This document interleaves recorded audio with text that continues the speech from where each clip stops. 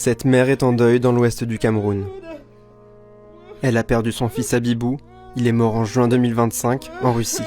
Diplômé en comptabilité, il était au chômage. Il est parti à Moscou en quête d'un emploi. J'ai vendu une parcelle de terrain pour lui payer le billet d'avion. Il a eu aussi facilement le visa. Arrivé à Moscou, son ami lui a trouvé de l'emploi. Mais au bout d'un mois, Abibou écrit à sa famille. Il doit s'engager dans l'armée russe pour obtenir un titre de séjour. Il est envoyé à Nikitovka, près de la frontière ukrainienne.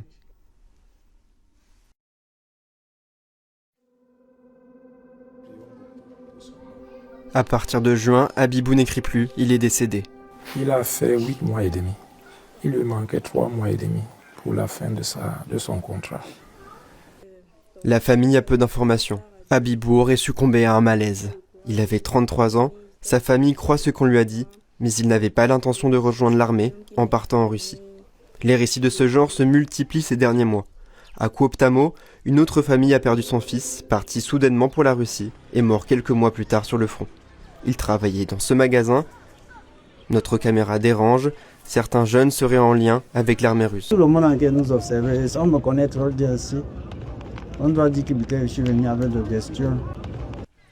Des rabatteurs approchent de jeunes hommes camerounais. Ils leur proposent environ 2200 € par mois pour combattre en Russie.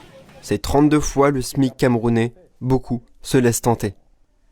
Il n'y a pas eu de cas de recrutement forcé que nous ayons documenté. Peut-être ça existe, mais de manière générale, la plupart des jeunes enrôlés ont fait le choix rationnel de combattre en Russie plutôt que de mourir au Cameroun en réalité. Il s'agit d'un parcours migratoire. Il se trouve juste qu'aujourd'hui, l'opportunité, c'est la Russie, au moment où l'Europe ferme ses portes. Avant, des gens allaient pour chercher du travail, pour se former. Aujourd'hui, ils vont faire la guerre.